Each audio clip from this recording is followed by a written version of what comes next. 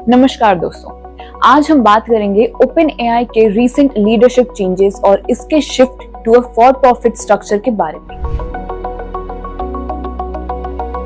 शायद आपने सुना होगा कि ओपन एआई, जो दुनिया की सबसे इनोवेटिव एआई कंपनीज में से एक है, अब अपने नॉन प्रॉफिट रूट्स को छोड़कर एक फॉर प्रॉफिट कॉर्पोरेशंस बनने की तैयारी कर रही है। इस बदलाव के साथ 3 high profile executives including there CTO, head of research और वीपी ऑफ ट्रेनिंग रिसर्च, इन तीनों ने ही अचानक से रिजाइन कर दिया है। ये सब एक ही दिन में हुआ। चलिए इस डेवलपमेंट को अपनी आसान भाषा में समझते हैं ताकि हर कोई इसे समझ सके। सबसे पहले ओपन एआई है क्या? ओपन एआई एक ऐसा ऑर्गेनाइजेशन है जो आर्टिफिशियल इंटेलिजेंस या एआई सिस्टम्स डेवलप करता है। आपने इनके सबसे फेमस एआई टूल्स के बारे में सुना होगा, जैसे कि चैट जीपीटी और GPT-4। ये एआई मॉडल्स ऐसे सिस्टम्स हैं जो ह्यूमन लाइक कॉन्वर्सेशंस कर सकते हैं और कॉम्प्लेक्स टास्क कर सकते हैं, जैसे कि कोडिंग, रिसर्च और इवन कंटेंट क्रिएशन। लेकिन ओपन एआई सिर्फ टेक्नोलॉजी डेवलपमेंट के लिए नहीं बना था। इसका मेन पर्पस था सेफ और रिस्पॉन्सिबल एआई डेवलपमेंट। जब ओपन एआई 2015 में लॉन्च हुआ था, इसका मिशन था ये इंश्योर करना कि एआई को सही तरीके से डेवलप किया जाए ताकि ये सोसाइटी को हेल्प करे, ना कि उसे नुकसान पहुंचाए। इस मिशन की वजह से ओपन एआई को काफी रिस्पेक्ट मिली। लेकिन हाल ही में कुछ ऐसा हुआ जो कई लोगों को शॉक कर रहा है। तो हुआ क्या?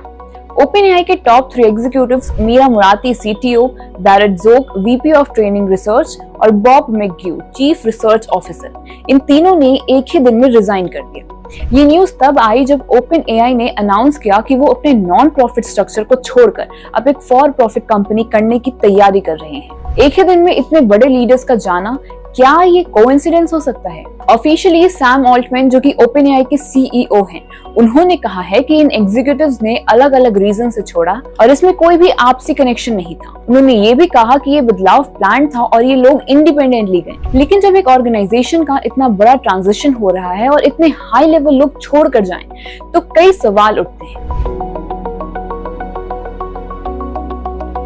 अब ये समझते हैं कि ओपन एआई के नॉन प्रॉफिट से फॉर प्रॉफिट मॉडल पर स्विच करने का क्या मतलब है। पहले ओपन एआई एक नॉन प्रॉफिट ऑर्गेनाइजेशन था, यानी इसका मेन गोल पैसा कमाना नहीं था, बल्कि सोसाइटी को बेटर बनाना था। इसका मतलब ये था कि ओपन एआई जो भी रिसर्च और टेक्नोलॉजी डेवलप कर रहा था वो पब्लिक गुड के लिए था, यानी उसका कमर्शियल यूज सेकेंडरी था। लेकिन अब ओपन एआई ने अनाउंस किया है कि वो एक फॉर प्रॉफिट कंपनी बनने जा रहा है।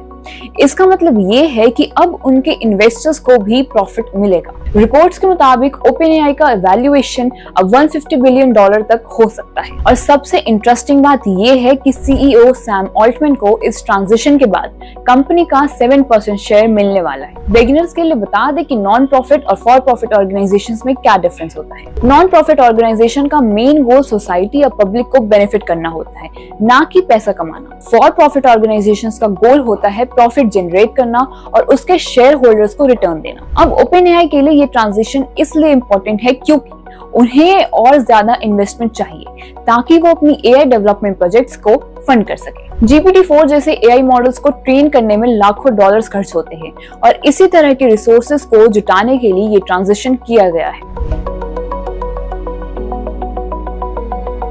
तो सवाल ये है कि ये एग्जीक्यूटिव्स क्यों छोड़ गए?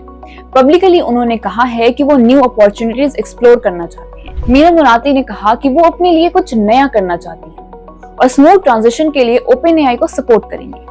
लेकिन लोगों का ये सोचना भी वाजिब है कि क्या ये सब अचानक हो रहा है। अब जब ओपन एआई का फोकस नॉन प्रॉफिट से फॉर प्रॉफिट मॉडल पर जा रहा है, तो ये हो सकता है कि कुछ एग्जीक्यूटिव्स इस नए बिजनेस मॉडल से कंफर्टेबल ना हो। जब मनी और प्रॉफिट का एलिमेंट एआई जैसे सेंसिटिव फील्ड में आता है, तो इससे कई एथिकल और सेफ्टी कंसर्न्स भी शामिल होते हैं। कुछ लोग सोच सकते हैं कि ओपन एआई का ओरिजिनल मिशन अब शिफ्ट हो रहा है और इसी वजह से मीरा मुराती और बाकी लोगों ने डिसाइड किया कि वो आगे बढ़े। एक और इंटरेस्टिंग डेवलपमेंट ये है कि ओपन एआई के को-फाउंडर जॉन स्कलमैन ने भी कुछ समय पहले कंपनी को छोड़ दिया और उन्होंने एक नया एआई स्टार्टअप शुरू किया जिसका नाम है सुपर सेफ इंटेलिजेंस। इसका नाम ही ये इम्प्लाई करता है कि शायद स्कलमैन को ओपन एआई के डायरेक्शन से कुछ कंसर्न्स थे, खास करके एआई की सेफ्टी और एथिकल डेवलपमेंट को लेकर। अब ये सवाल उठता है कि आपको और हमें इससे क्या फर्क पड़ता है। ओपनएआई का मिशन शुरू से ये था कि एआई को एथिकली और सेफली डेवलप किया जाए ताकि ये सोसाइटी के लिए हार्मफुल ना हो। अब जब कंपनी का फोकस प्रॉफिट मेकिंग पर शिफ्ट हो रहा है तो एथिकल और सेफ्टी कंसर्न्स ज्यादा रेलेवेंट हो जाते हैं। एआई एक ऐसी टेक्नोलॉजी है जो बहुत ही ज्यादा पावरफुल है। ये हेल्थ केयर, एजुकेशन, फाइनेंस हर सेक्टर में गेम चेंजर हो सकती है।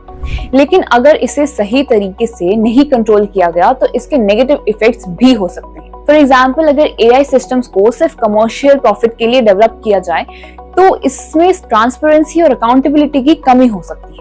इंडियन यूथ और बाकी लोगों के लिए ये एक वेकअप कॉल हो सकता है। हमें एआई टेक्नोलॉजी को सिर्फ एक टूल नहीं मानना चाहिए, बल्कि ये समझना चाहिए कि इसके डेवलपमेंट और यूज के एथिकल और सोशल कॉन्सिक्वेंसेस भी हैं। तो दोस्तों, ओपनएआई के ये चेंजेस सिर्फ एक कंपनी की स्टोरी नहीं है, ये इस बात का एग्जाम्पल है कि कैसे टेक्नोलॉजी के साथ एथिक्स और गवर्नेंस को बैलेंस करना इम्पोर्टेंट है। इंडियन यूथ को भी इस कॉन्वर्सेशन का हिस्सा बनना चाहिए, whether it's in policy making, tech development या अवेयरनेस कैंपेन के जरिए। एआई हमारी दुनिया को शेप कर रही है और हमें ये इंश्योर करना होगा कि ये दुनिया के लिए सेफ और बेनिफिशियल हो। आपके इस मुद्दे पर क्या राय है, हमें कमेंट सेक्शन में जरूर बताएं।